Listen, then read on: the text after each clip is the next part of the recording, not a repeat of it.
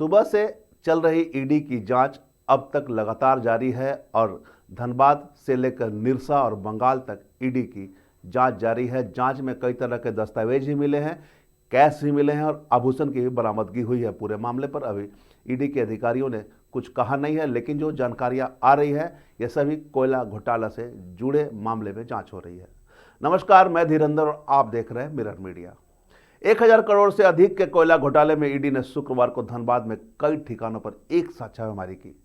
यह छापेमारी धनबाद के कोयला कारोबारी एलबी सिंह, अनिल गोयल, संजय खेमका और दुमका के कारोबारी अमर मंडल व उनके सहयोगी से जुड़े ठिकानों पर हुई है।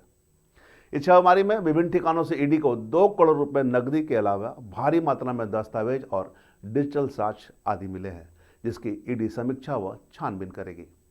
छापेमारी में लाखों के जेवरात की भी बरामदगी हुई है, जिसके बारे में ईडी जानकारी जुटा रही है। प्राप्त जानकारी के अनुसार तलाशी के दौरान लगभग 120 भूमि के दस्तावेज भी जब्त किए गए हैं।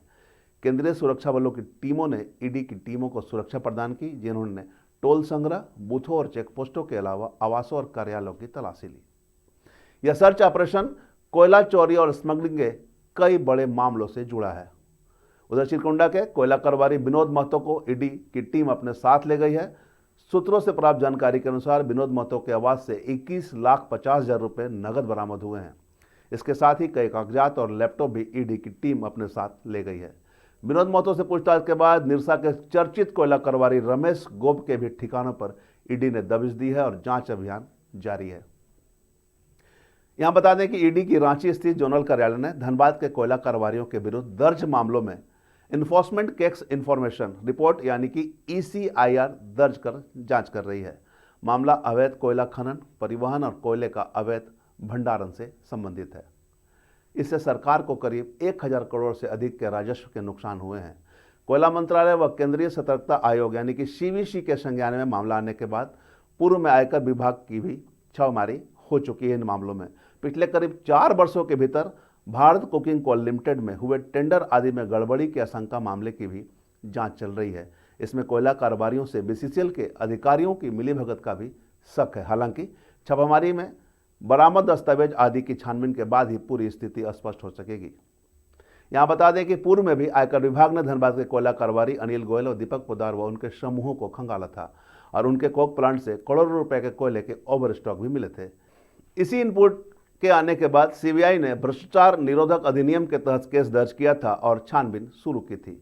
आयकर विभाग व CBI में दर्ज केस के आधार पर ही ईडी ने PML अधिनियम में ECIR किया और उसी केस में शुक्रवार को छापेमारी सभी जगह हुई है। एक साथ इतने बड़े ठिकानों पर छापेमारी हुई है और सुबह से जो ईडी की रेड चल रही है वो अभी तक चल रही है। अब तक जो बातें सामने आई हैं, जो मतलब कार्रवाई हुई है, उसमें विनोद महतो को ईडी हिरासत में लिया है। साथ ही निरसा के चर्चित कोयला कारोबारी रमेश गोप के ठिकानों पर भी जांच की जा रही है। सुबह जहां जहां जांच चल रहे थे, जांच वहां अभी जारी है। वहां से क्या इनपुट मिले हैं अब तक ये चीज़ें सामने नहीं आई है, लेकिन करीब 2 करोड़ रुपए कैश और 120 से अधिक जमीन के दस्तावेज बरामद हुए हैं। साथ ही कई साक्ष्य मिले हैं और उसकी जाँच की जा रही है और अभी जो जाँच चल रहे हैं वो निरंतर जारी है। जाँच के बाद क्या कुछ तथ्य सामने आता है यह देखना होगा। साथ ही किस प्रकार के जांच में सच्चाई सामने आई है, कितने घोटाले हुए हैं, यह भी बातें अभी सामने नहीं आई है। ईडी के अधिकारी ने इसकी पुष्टि नहीं की है। एक बार पुष्टि होने से ही पूरे मामले से पर्दा उठ पाएगा। हम लगातार इससे संबंधित खबरों से आपको अपडेट करवाते रहेंगे। बने रहें मिरर मीडिया के साथ।